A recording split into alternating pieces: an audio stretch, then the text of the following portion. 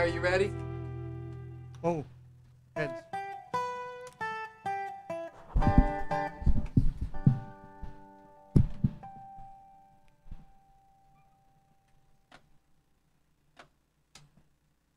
It's on.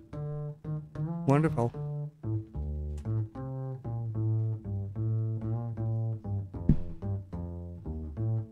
How close do I get to the mic? Oh, okay. Welcome back, folks, to Dateline New Haven, WNHH-FM, your home for community radio. I'm your host, Paul Bass, inviting you to join me on the exploration of what makes the Elm City tick. Boy, did the guests in our studio today make our city and our state tick this legislative session. They proved that two citizens with a mission can change the laws of our state if they work hard enough and smart enough. Say good morning to Herb Kolodny and Brenda Novak. They turned their own life-changing experiences, losing a limb, into a law-changing experience this session that just ended. They organized other amputees statewide. They went up to Hartford, and they convinced the legislature and the governor, not an easy guy to convince anything, to require insurance companies to cover prosthetic limbs for people who lose an arm or a leg. Welcome back to WNHH-FM, Brenda and Herb, and congratulations. Thank you. Thank you, Paul. Thanks for having us back. And thanks to Yale New Haven Hospital for providing support for today's program. So, wow, it was a short session, meaning that it went only from February through May. That's on even number of years because our legislators like to go out and run for re-election. They don't want to be up there too long. And they don't pass many bills. Even the legislators can't pass many bills. And yet you guys decided to push for this bill, to have Connecticut join the 20 other states, including all the others in New England, that require insurance companies to cover the cost of a new limb for people who lose it, which can cost $30,000 to $60,000. So tell us about how you did that. It was Senate Bill 376. It's now the law. Insurance companies have to do it. Give me the backdrop. Why did you decide to do this year? Well, it's a follow-up to what I did last year for myself, in that there was a program called Partners in Policymaking. It's a federal grant, but it's run at the state level. And it helps individuals with disabilities or parents of children, let's say, that have disabilities, how to become good legislative advocates. Oh. So I was part of a class. Oh. And the class ran from actually 7 months with lots and lots of homework and very intense weekends once a month. And in February of 2017, I had to write down a mission or a goal. You know, what was I going to do?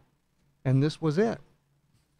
And honestly, I was absolutely clueless as to how I was going to do it. I had no idea. And you had lost a leg to cancer. And we talked about this a lot in the previous show. Yes. And Brenda lost yours in 2008 in Mali when a water tower collapsed on you. Your lives had changed, and you had decided after going through all the changes that you were going to live very active lives. You met while rock climbing at Gaylord Hospital Rehabilitation Center, and you decided to take on this challenge this year. And how did you and Brenda, how did you two link up to do that this year? Herb said he had trained on how to become a legislative advocate. How did you get involved? Well, we were at the rock climbing event sponsored by Gaylord Adaptive Sports Association. We started talking, and he told me he was doing this training, and I said, "Oh, I'd like to help do that." Were you like 10 feet in the air at that point? Were you like got your hands up on some little piece of rock that if you like slipped your fingers? No. Our feet were firmly on the ground. Yeah. And what were you thinking, Brendan? Were you thinking the kind of person who could convince, I can go up to that Golden Dome that kind of looks like Disneyland with a big shine up in Hartford and convince over 100 legislators to listen to me? I didn't think it through that much, but I certainly thought it was possible. And it's really just based on my personal experience of becoming an amputee. And just by being around town, walking around, people would ask questions. And I just felt that it was my role to be an advocate for amputees. So it's, to children, it can look frightening, and adults are curious or they're timid. And I would just be very open about it and explain my experience. People would approach me and say, "Oh, I have a friend who's an amputee and he doesn't get out, or he's not comfortable with his prosthesis." And I just realized my experience could be really helpful to others. Interesting. And then now you folks had your covered. For people who don't have the legs covered, is that by insurance? Does that mean they don't get the prosthetic limb, or they just go broke and have to give up other things? What's the deal the problem you were addressing? I was going to say that many times what happens is, you said it, they go broke. They lose their work. Their primary caregiver, which is probably the second income of the family, sacrifices in the sense they go part-time, or maybe they quit their job altogether. So then suddenly they actually qualify for Medicaid. And we're talking about people that are in, how would I call it, working age. And Medicaid, like Medicare, covers prosthetic limbs. So they end up at the cost of the U.S. taxpayer and the state taxpayer to get their limb, rather than the insurance company from their So we're policy. talking about private insurers. It's just obviously don't want to Private pay. insurers. And the broader good, is it fair to say, is that you have all these people who become much more productive members of society. Personally, we want people to live full lives and not have losing a limb stop them from being fully formed human beings, but also society benefits, right? I Yes. mean, if people who have lots of talents can get out of the house and, as Herb said, not have to give up half their job or, create new costs for a household. Yes, and just to tag on to the bit about getting a prosthesis, if your insurance won't cover the best prosthesis, it may cover a lesser one, which you will be able to get up and about, but your activity is limited. And why limit someone from expressing their full potential? Right. So it may be a less expensive leg, or another alternative is like the Bureau of Rehabilitation Services will sometimes cover a prosthetic, but again, that goes back to costing the state and federal government money. Now, is it 20,000 people in the state who are alive right now have lost a limb? Yes. Yes, and we have 1,850 approximately new amputees every year. And what percentage don't get it covered by insurance until you got this law passed? I can't answer that question. We don't know. There's, to say the least, when you lose a limb, it's quite traumatic. Yeah. And a lot of people will go into a depression that they never come out of. I know of at least in one case where a brother has, he has his brother living with him with no other income at all, and he stays with them in a wheelchair. So he's strictly a wheelchair user and dropped out, if you wish. He quit. A key to that, and this is a very good segue to talk about, a key to that is peer visits, in that those new 1,850 per year that become new amputees, we need to reach them, because they need to see somebody like ourselves living. Okay, so they have to know that with help, and that's part of it, pride to ask for help, but they have to be able to help themselves and ask for help from others. And not only ask, what you guys did this legislative session was that you took action. You took control. You got the law changed. So I want to talk about how you did it. Herb Kalani and Brendan Novak, how you got SB 376 passed. And that's what we're talking about on Dateline New Haven and WNHH FM, about how they changed the law this session, so now insurance companies have to cover prosthetic limbs. I'll start, and you can finish. Tell me the first steps you took. The first steps And were when? contacting. It was in June of 2017. So this started a year ago. Exactly a year ago, I had a sit down with my state senator, George Logan. Okay. And I had a single sheet for summary ahead of me, and I said, I have this legislative initiative. And this is from the training you got? This is from all the training that I got. And how to have, was it just amputees or other people who had to become legislative advocates? All types of disabilities. There was only 2 amputees in the group of 25. There were people with cerebral palsy. There were several parents that children had various. So they said, start out talking to your legislator who's in your district, because you're a constituent, and come prepared. Yes. So you came prepared with a page of typed facts. Right. And I also waved a flash drive in front of him, saying, and here's all my research. And he's a very approachable person. And George he would Logan. Herb would also bring the binder of the research printed out, and it's about a 4-inch binder of And studies and reports and about this. And did you bring that too, to George? no, I think I just waved the flash drive. So how'd that first meeting go, and where was it? It was in a diner. I think it was Three Brothers Diner in Hamden. Right over the line. Yeah. And he gave me a whole hour of his time there, just one-on-one, which was, I thought, very generous of him to do. So we did talk a great deal about the bill. And in the end, what did he say? First of all, what'd you eat? I think I drank coffee. I think that was about all I could get in me. And did he eat, and who paid? I cannot remember. Okay. So we have to get the important question out of the way. So what was the reaction? You talked for an hour. He was sympathetic. What did he say? He said yes. No, he was not just sympathetic. He broke the rules in the sense legislators aren't supposed to say, yes, I'll definitely do it. But he did say that, exactly. He said, yes, I will be glad to. Had you been taught that they don't usually say yes in the first meeting? Yes. We were taught that, that you have to pursue. And chasing legislators is really no fun at all. And I had been chasing him for several months, trying to get that meeting. And when I did get it, I was very thankful that it was a productive meeting. So he said he would introduce the bill. He would co-sponsor and introduce the bill. And what we learned about the short session, he himself couldn't just introduce the bill. He had to get a committee to do it. You got it. So we have to convince committee chairs specifically that it's worth raising the bill and having a public hearing. So who was the who were the committee chairs? There was a fellow by the name of Senator Larson. Mm-hmm. There was that Tim Larson, East Haven? Tim Larson. So you could have told he also runs Feed New Haven Airport. You could have told him I won't fly anymore if you don't co-sponsor this bill. Yeah. It's too late. There was also Kevin Kelly, Senator Kelly. He was the Republican co-chair. And then from the House of Representative Sean Scanlon. Okay, in Brantford. In Brantford. But the other part of the story is Brenda also has a senator, and maybe you can talk about that.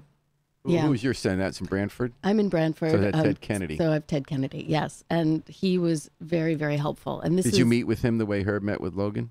Well, Herb and I had already met, so we met together with Senator Kennedy, and we met at one of his open, I can't remember what it's called, but he has constituents. He has an open time to meet with his constituents at the Guilford Library, and so we got. And he has time a with history. him He's then. disabled himself, so he has Right, and has a long history of working for disabled rights. So it's Guilford Library. Yeah. Were you nervous? No. He's well known in the community, and a number of people had told me, "Oh, you have to meet him. He'll be so helpful." So what did he say? So he was incredibly open. What was most remarkable to us is that he came prepared. So we came with all of our research and prepared to explain what it was and why we wanted to do it. And he'd already looked at the bills that had been introduced in the past. Did he know you were going to bring this up? Yes. Yes. Oh, you had made an arrangement with the staff that you're going to come? Yes.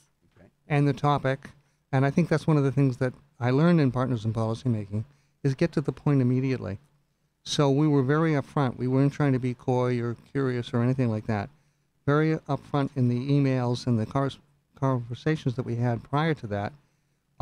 This is why we're coming, and we want to talk to you about it, and we will be coming prepared.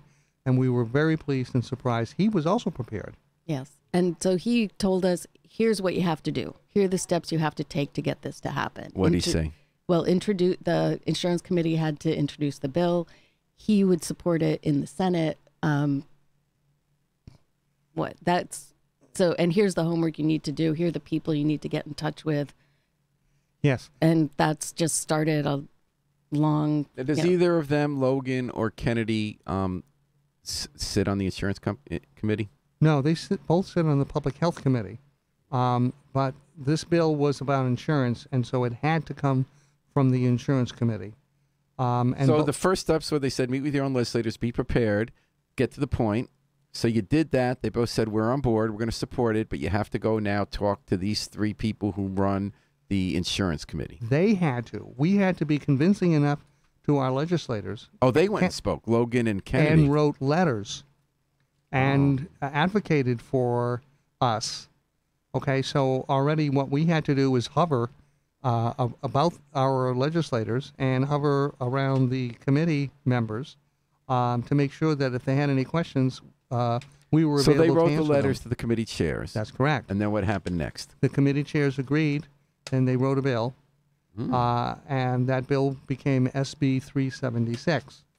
SB standing for Senate bill. And there were public hearings.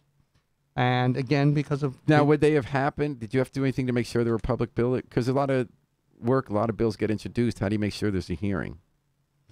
They would not... if they actually create a bill, then there will be a hearing. Okay. And so the hearings were held, when were they? They were held in March. During one of the snowstorms. The day after a snowstorm. So we actually lost 3 of our speakers because they had lost power and they hadn't been plowed out yet. So, but before that, you must have done some organizing. Because you started a group, the two of you. Yes. The Connecticut Amputee Network. Yeah. So when we first met, we talked about working to get this legislation passed and decided that part of that was forming an organization to help to support amputees, but made up of And when did amputees. you form that?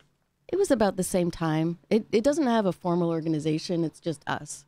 But is that the Connecticut Amputee Network? Yes. So we went to Herb especially, but when I could, we would go to every amputee support group meeting in the state and pass around a list to collect email addresses and solicit help, just talk to people about what we were trying to do. So that helped to create a network of and then did you organize them to grassroots. come to this hearing? Yes. Yes, there was at least 6 other amputees that spoke. In addition to you two? Yes. And how did you prepare for that speech? Were you nervous? We talked about it a lot together, about what our points were going to be. We also knew that an emotional connection is really important. So we each briefly told our personal story and how this bill would help us or help other people, try to demonstrate exactly what the benefit was. And the research we had done also showed that there should not be any cost at all to the state. So I made sure we mentioned that as well, that the cost savings of having more healthy working people is going to more than counteract the cost of supplying these prosthetics. Yeah, one of our slogans was "Arms and legs are not luxuries," and that stuck. That stuck with the legislators, and they clearly saw this as a rights issue, and not as an economic issue. And I have to say that there was almost a sense of like embarrassment, like, oh my gosh, we're we're the last state in New England that has an insurance bill in fairness bill. In fact, all the other 5 New England states do have it, and they were surprised at that. Did anyone testify against it? Yes. The insurance industry there? Yes. Yeah, the Department of Insurance, the CBIA, and the Connecticut Council of Municipalities submitted written testimony. Wait, the State Department of Insurance went against it? Yeah. Because of the extra cost under Obamacare? CBIA? That's what they all said. How they about all the basically insurance said industry? this is a mandate and we can't support mandates. That was their... It's black and white for them. Yeah. It was black and white. If it's a mandate, we don't want it. Was the insurance industry there? Did they have an association? Not orally. They were not at the public hearing, but they did submit written testimony opposing. What's very interesting about the Connecticut Business and Industry Association, their spokesperson did speak in opposition, and they were basically pointing out that there's going to be a cost to the state for this, and I hope that the fiscal note reflects that cost to the state. What did the fiscal note say? The fiscal note said that the first year the cost would be about $600,000 to the state, and the second year it would be double that. And we wildly disagreed with their conclusions, they being the Office of Fiscal Analysis, but the legislatures basically take it as is it on face value. And what they also did that really surprised us is they chose to ignore the fiscal note and said this is a rights issue. And we were absolutely floored when the insurance committee, when the vote came, it was unanimous. And when the vote came in the Senate, it was unanimous. And when the vote came in the House, it was unanimous. Wow. Mm-hmm. So, but before you got there, did you also have an email chain? Did you have people email their legislators? Yes. Yes. I don't think we can track exactly how many did or who did, but we constantly sent out communications to our network, asked them to spread it through their family and friends and medical professionals and just keep getting the word out. And of course, we also reached out to local media, including you, and you've been very supportive. This has been very helpful, I think, to spread the word beyond people within our network. And we're talking to two local heroes, Brenda Novak and Herbert Kolodny, who this session just changed state law through citizen power to require insurance companies to cover the cost of new prosthetic arms and legs for people who have lost them. And that is now the law of the land in Connecticut, like the rest of New England. So you had to get, even when you get a unanimous vote in a committee, you still have to get it considered on the floor of the House and Senate because they have a limited amount of time. A lot of different interest groups have different bills they want to get passed. Was it hard to get this raised? Well, this is the important thing. Maybe we started alone, but we didn't finish alone. We attracted a lot of support that took ownership of our bill, and we were glad when they did that. Well, the legislators themselves, I'll call them champions. Senator Kennedy certainly was. Senator Logan, Senator Scanlon, Representative Scanlon was. These were all champions that worked hard behind the scenes as well as on the floor. Did you have to nudge them? No, they took it and ran. But there was others. This is very important because we can't give you an exact count of how many people wrote to the legislators, but we know we attracted some very powerful self-advocates. Well, like who? Marty Looney? No, there was a doctor, suddenly Carolyn Ray. Yes. Oh my gosh, if I'd forgotten her name on the air, that would be terrible. But this mom was an oncologist. She is part of Smilo Cancer Center, but it's the part that's attached to St. Francis Hospital up in Hartford.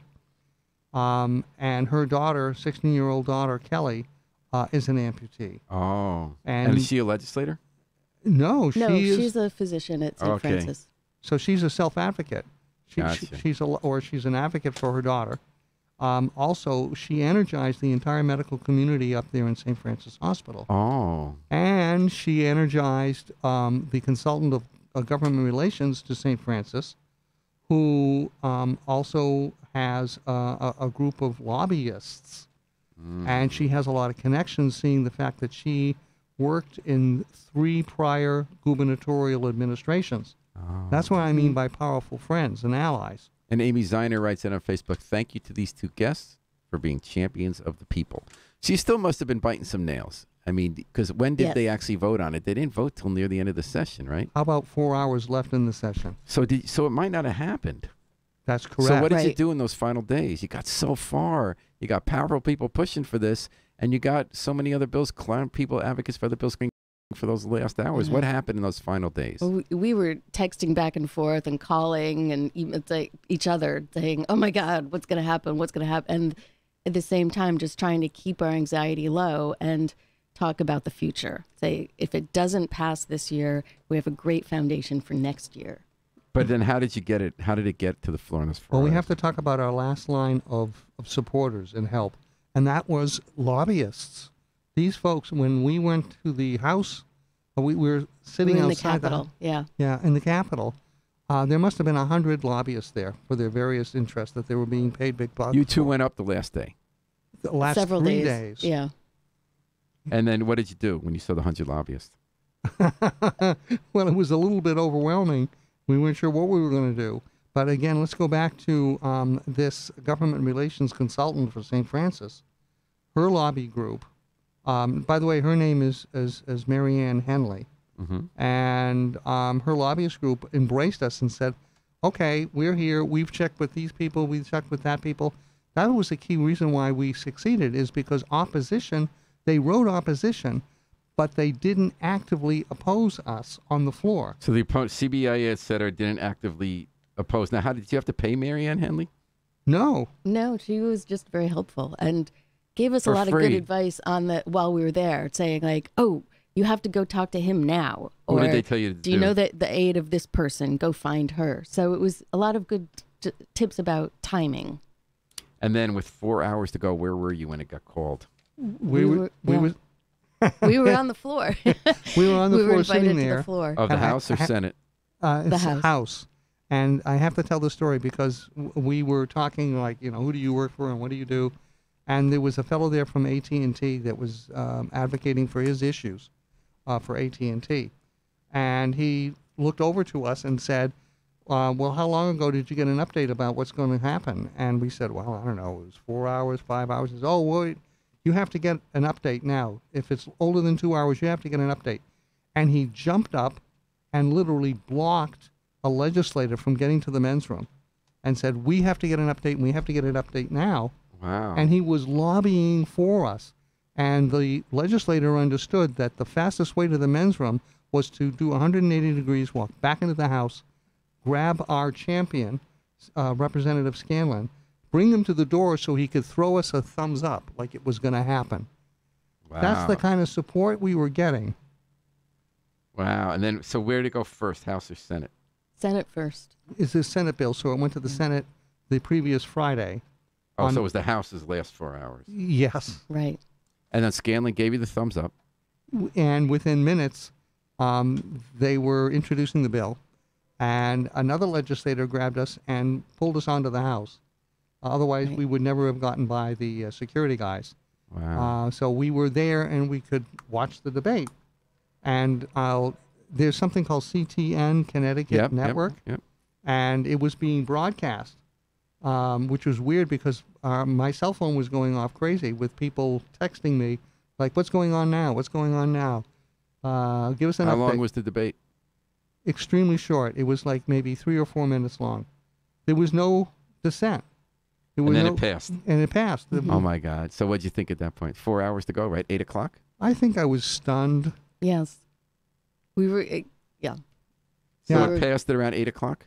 Yes. Yeah. We were thrilled, but it hadn't sunk in yet. It took a few days, I think, really. And you still had to get it signed. Did you think it was an easy go? And Adi Nunes checked in on Facebook. Thanks for listening, Adi. Did you think it was going to get signed, or was there another long road to hoe? That was still a big question. We decided it wasn't going to be easy. We were not going to just sit back on our laurels. And so we sent off another email asking everyone to write to the governor. We ourselves wrote letters. I did have an inside track in some of his inner circle, so to speak. I guess it was the time of the year with all these bills coming due. We got absolutely no feedback. Again, I'll point out Mary Ann Hanley. She had insiders, and she was able to get us information, which is just sit tight. He's got the information. He will make his decision. And it could have gone either way.